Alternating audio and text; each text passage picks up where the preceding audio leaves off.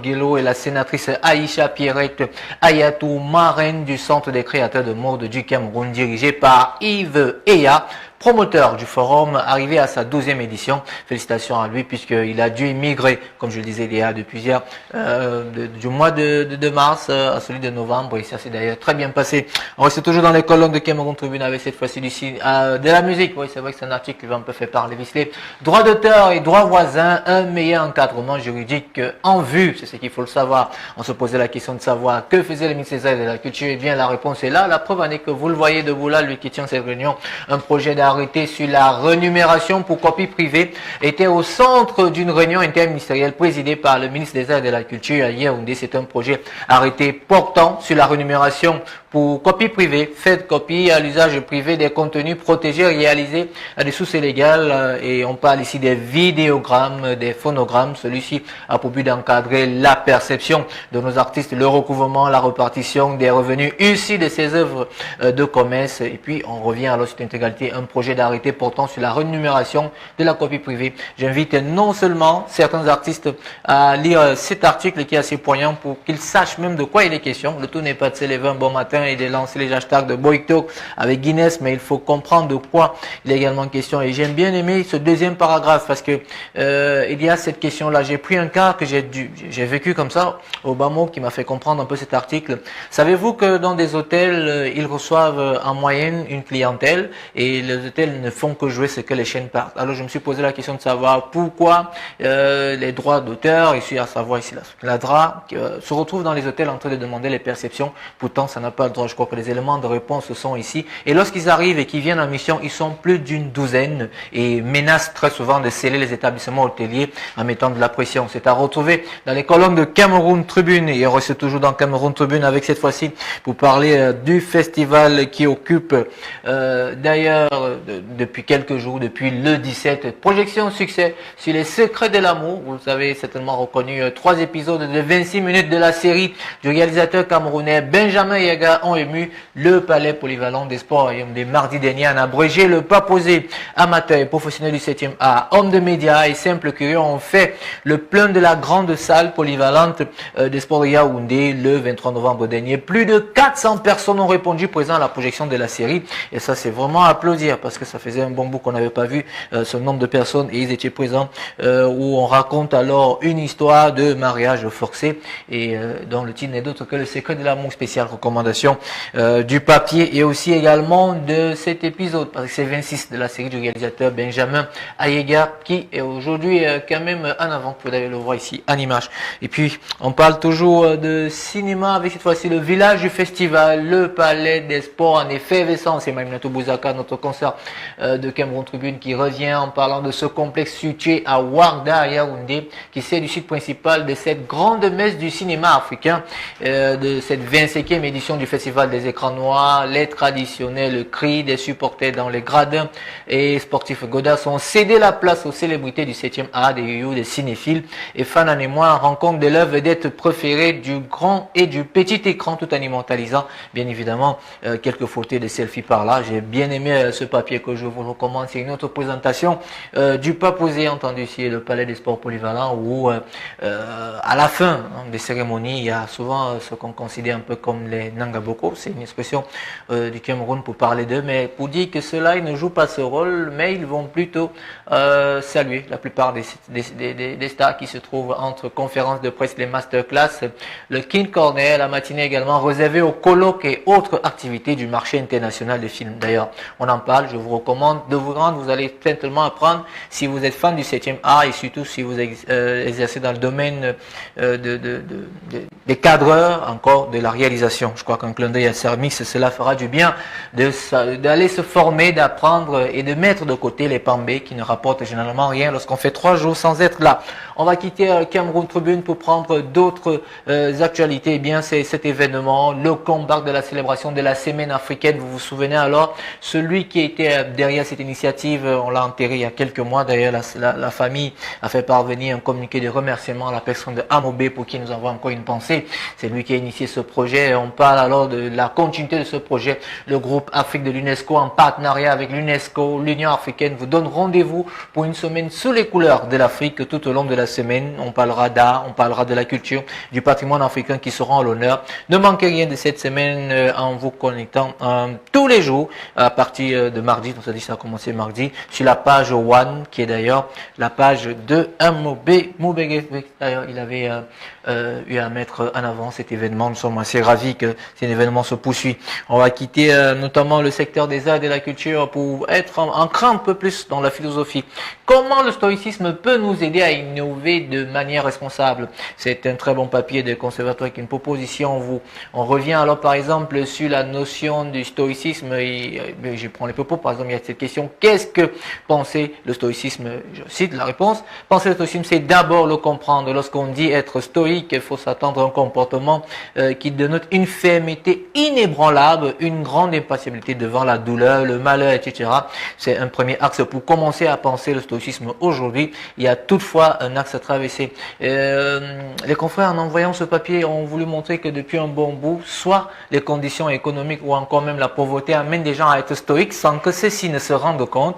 Et pour comprendre cela, il faut aller dans la profondeur. Et la profondeur se retrouve dans le deuxième papier, parce qu'il est assez long. J'ai quand même pris quelques extraits dans le deuxième papier. Ah non, le deuxième papier ne viendra pas, je pense qu'il viendra après. On parle plutôt de culture. Vous présentant Netflix, Nollywood, Oscar, pourquoi le cinéma africain tarde encore à s'imposer alors qu'on applaudissait déjà à ces différentes applications où tout le monde les télécharge et qui utilisent la version originale. C'est à retrouver dans Jeune Afrique pour qui bien s'informer, mieux comprendre s'il fait encore figure du petit poussé à l'échelle mondiale. L'industrie cinématographique africaine a donné naissance à de nombreux modèles à la fois originaux et rentables, de Lagos à Dakar en passant par Kampala, tout d'horizon de marché en pleine expansion. Vous allez vous rendre compte, encore que hier avec ce papier qui concernait les Grammy où on vous présentait alors ces artistes qui viennent des pays anglo-saxons où ils sont un peu plus développés, mais cette fois-ci il y a quand même le Sénégal qui a réussi à se retrouver en passant par Kampala qui est d'ailleurs la capitale de l'Ouganda pour vous présenter alors. Eh bien, on parle du futur royaume de Netflix s'interroge, notamment les confrères qui ont écrit cet article, mais on vous parle pourquoi ça ne marche toujours pas de ce côté et pourquoi ça tarde à être retrouvé. Je ne sais pas si c'est le cas pour vous, si vous êtes déjà abonné, mais on parle alors de ces grosses filiales qui de plus en plus s'installent en Afrique. Netflix, Canal+,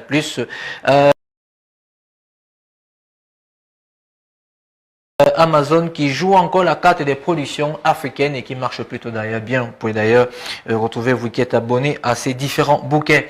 Et puis on va quitter Jeune Afrique pour prendre d'autres infos. Ah oui, il y a eu ce mélange, je m'en excuse. C'est ce papier qui concernait le stoïcisme. Et puis on parle ici d'une philosophie en acte. Et plus bas, les 3 topos et des philosophes en prise avec le réel. C'est un papier assez profond, je vais revenir dessus en toute intégralité. Le temps pour moi également de le lire pour vous, mais c'est ce stoïcisme. Mais j'ai bien aimé ce jeu de mots où on parle du fait de la pauvreté, aussi également la condition économique qui amène à tout un chacun à être ainsi. Et depuis un bon bout, tout le personnel de Big News en est un peu en mode stoïque. Voilà. Ici, c'est beaucoup plus un papier qui a un lien avec celui qu'on a passé hier, qui concernait alors le racisme, mais cette fois-ci, on va un peu plus dans la profondeur. Et ça sont les confrères de Libération. Et merci encore à Jean-Marc Le Grier qui m'a fait part de cet article et qui revient alors en vous présentant cet ouvrage par édition qui n'est qu'une simple histoire de la race et du racisme à l'époque moderne. Il s'agit de Jean-Frédéric Chauvet et Sylvain Sébastien qui comprennent comment l'Europe occidentale et ses empires ont construit les différences entre groupes sociaux qui reposent sur un fondement considéré comme naturel et en l'occurrence des catégories raciales. C'est un papier assez important qui vraiment trouve réponse à celui d'hier. Ça c'est à clé, c'est à retrouver dans les éditions de Libération. Et puis on va quitter Libération. Oui, il s'est retrouvé en deux. Oui, il s'est retrouvé en deux. Vous avez d'abord quelques images là. On quitte Libération et puis on revient avec Africa News en vous présentant alors à Londres qu'on présentait hier une exposition du célèbre de l'artiste libanais Hamid. Si vous ne le connaissez pas, pour vous qui n'êtes pas fan vraiment d'art, sachez que il vient de Zanzibar, oui, en Tanzanie, d'une mère anglaise et d'un père comorien. Il a réussi quand même à apporter un plus à une autre manière. Ces œuvres-là, c'est vrai que c'est une image assez protégée, dont on n'a pas eu les droits tout entiers. Le mail de réponse est venu en retard. Il revient un peu sur les couleurs vives des couleurs des œuvres d'art qui cachent le travail de l'artiste britannique.